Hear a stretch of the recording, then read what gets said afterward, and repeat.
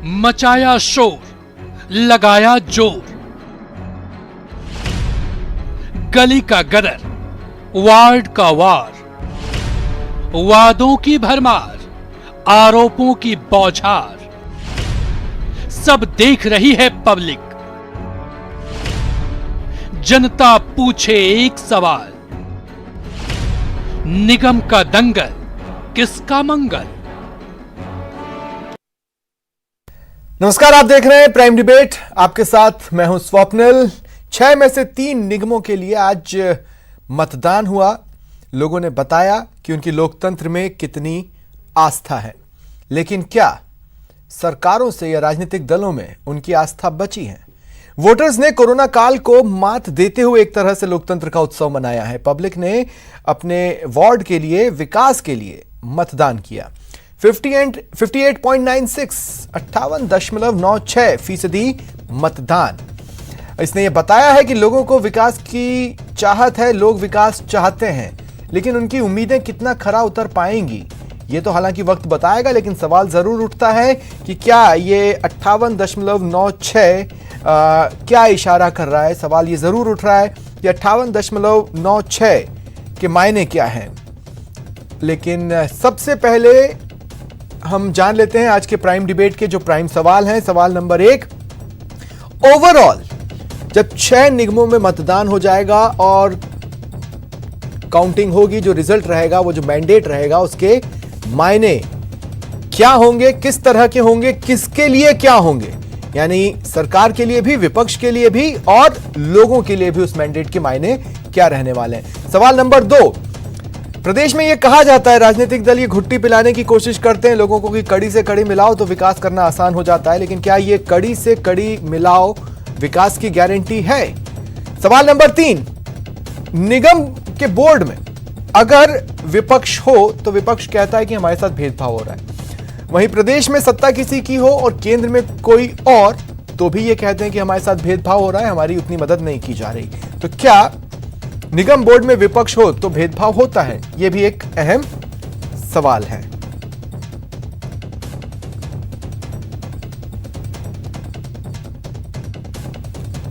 तो आज चर्चा इसी पर। देखिए, कुछ चीजें जो इन सवालों के साथ साथ ही क्लियर करना बेहद जरूरी है कि मायने तो दूर तक जाएंगे, मायने तो दूर तक जाएंगे अगर सब कुछ सरकार के लिहाज से अच्छा रहा और मैक्सिमम जगहों पर जीत गए तो सरकार की बल्ले बल्ले, विपक्ष के आरोप धरे के धरे रह जाएंगे। लेकिन अगर विपक्ष भारी पड़ा तो सरकार को अपनी इज्जत बचाना मुश्किल होगा। हालांकि नंबर गेम के हिसाब से उनसे हो सकता है नैतिक तौर पर इस्तीफा मांगा जाए, लेकिन सरकार उनकी रहेगी। बहरहाल, जो मेरे साथ गेस्ट पैनल है इंट्रोड्यूस करवा देता हूं। डॉक्टर जफर मोहम्मद, पूर्व पीसीसी सदस्य, कोटा से मेरे साथ जुड़ रहे हैं। अमित गोयल जी बीजेपी का प्रतिनिधित्व कर रहे हैं और मनीष गोधा जी वरिष्ठ पत्रकार हैं, मेरे साथ जुड़ रहे हैं। मनीष जी, मैं किसी और से सवाल पूछूं उससे पहले मैं आपसे बातचीत करना चाहता हूं कि देखिए, रिजल्ट 3-4 तरह के ही रह पाएंगे। या तो दोनों में से कोई एक क्लीन स्वीप कर ले, या फिर कोई कम कोई ज्यादा, इससे ज्यादा कोई ऑप्शंस है नहीं मनीष जी। लेकिन इस तरह जो भी मैंडेट हो उसके मायने पब्लिक की नजर में क्या होंगे? राजनीतिक दल चाहे उसका जो भी मीनिंग निकालते रहे, मैं बात पब्लिक की कर रहा हूं।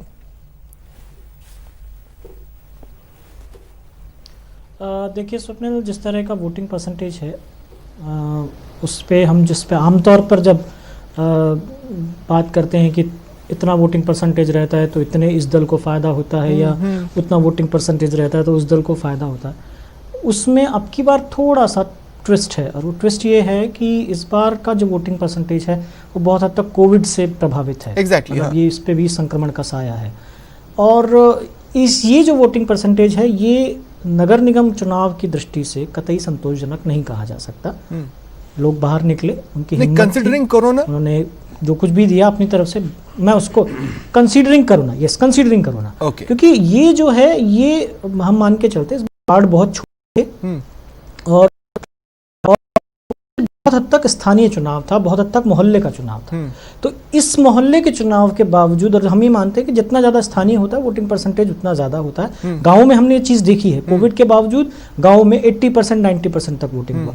शहर में ये वोटिंग परसेंटेज कम होना, यानी कहीं ना कहीं जो हम ये आंकड़ा लगाते हैं कि इतना वोटिंग परसेंटेज होता है तो इसको फायदा होगा, या उसमें ये अब की बार एक घालमेल है कोविड की वजह से, आप स्पष्ट तौर पर अंदाजा। लेकिन आपको ऐसा नहीं लगता जब लोग डरे हुए हैं, लोग घरों से निकलने से बच रहे हैं और ऐसी कंडीशन में भी 58.96 तक पहुंच जाना ये अपने आप में इनक्रेडिबल है?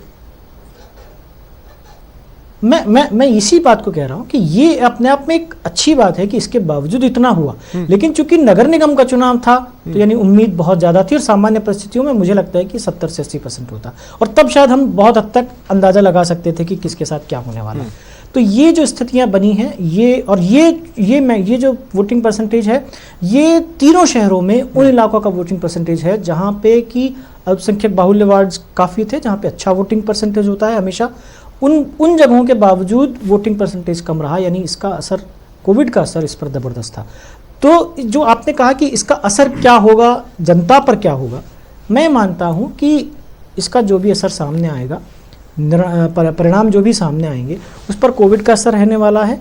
और इसीलिए जनता जो है, जनता ने जिस तरह से खुल करके, या मान लीजिए जिस तरह से भी आकर के वोट डाला है, तो अब की बार जनता की एक्सपेक्टेशन जो भी व्यक्ति चुन करके जाएगा, जो भी दल चुन करके जाएगा, उससे बहुत ज्यादा रहने वाली है।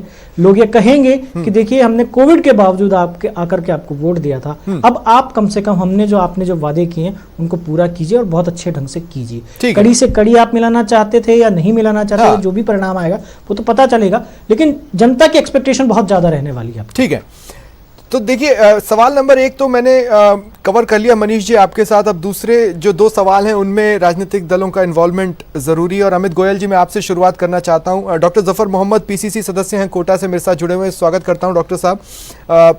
अमित गोयल जी, मैं आपसे शुरुआत करना चाहता हूं। लगभग आपकी सरकार के शुरुआती 3.5 साल आपके लीडर्स घूम घूम कर लोगों को समझाते रहे कि कड़ी से कड़ी मिलाइए, विकास करने में आसानी होती है। अगर लोग समझ गए होंगे तो देखिए, मैं आपको बता दूं कि पिछले 2 साल में राजस्थान की सरकार की जो परफॉर्मेंस रही है और जिस तरह की कड़ियां गहलोत साहब में, पायलट साहब में जुड़ी रही हैं और उन कड़ियों का क्या असर रहा है, ये राजस्थान की जनता ने भुगता है पिछले 2 साल में। कि सरकार का मुख्यमंत्री और सरकार का उप मुख्यमंत्री आपस में बात भी नहीं कर रहे थे।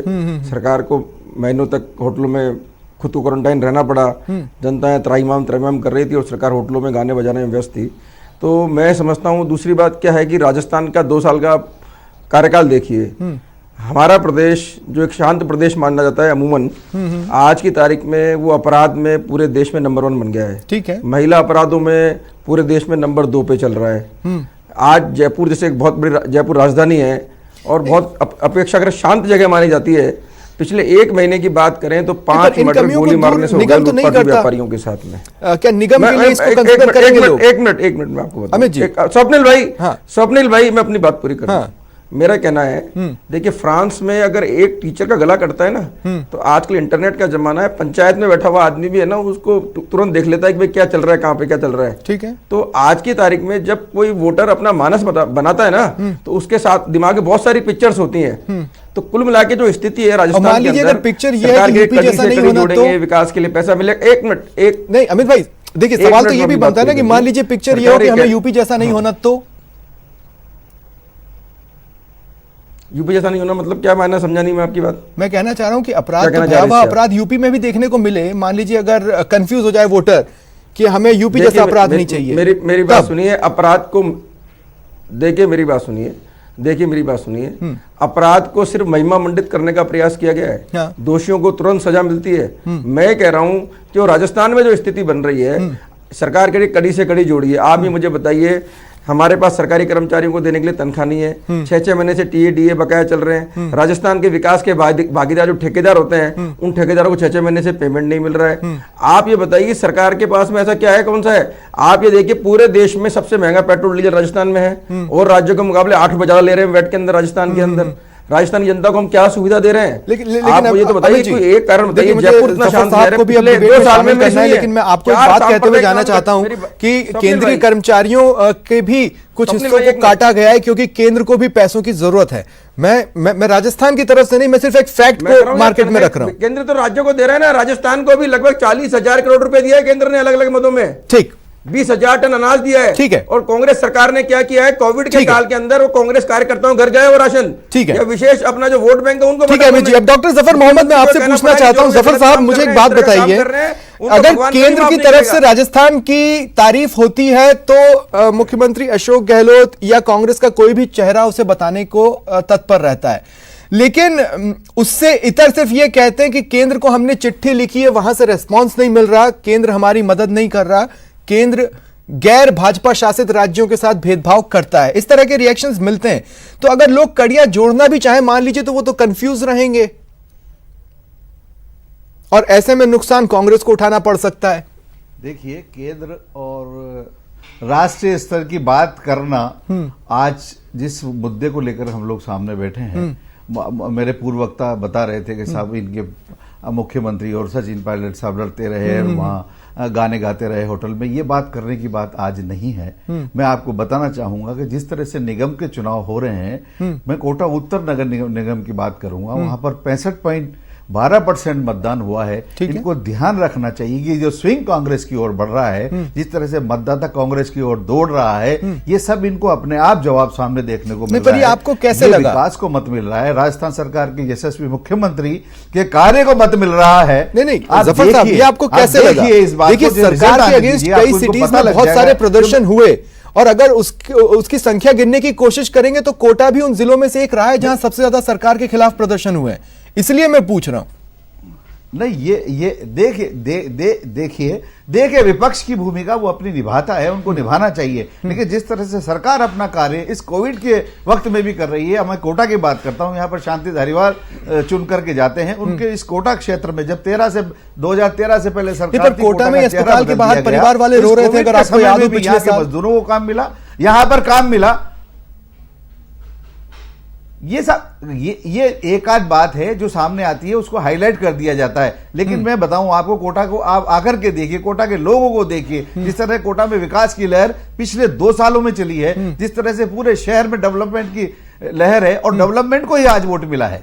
आप देखिएगा जो राजस्थान में डेवलपमेंट हो रहा है, जो ये जिस तरह की अभी मेरे पूर्व में बात की कि साहब राज्य कर्मचारियों को ये नहीं है, राज्य कर्मचारियों को तनख्वाह नहीं, सब चीज दी जा रही है। कहीं ना कहीं कटौती तो केंद्र भी कर रहा है, हर सरकार वो पॉइंट मैंने भी प्लेटफॉर्म पर रख दिया। नहीं, लेकिन मैं ये कह रहा हूं ना कि मान लीजिए क्या होगा, मतलब लोगों को अगर कड़ी सोचना भी है तो वो कड़ी को लेकर कंफ्यूज नहीं रहेंगे क्या? देखिए, मैं ये सवाल क्यों पूछ रहा हूं मनीष गोधा जी, अब मैं आपको ला रहा हूं।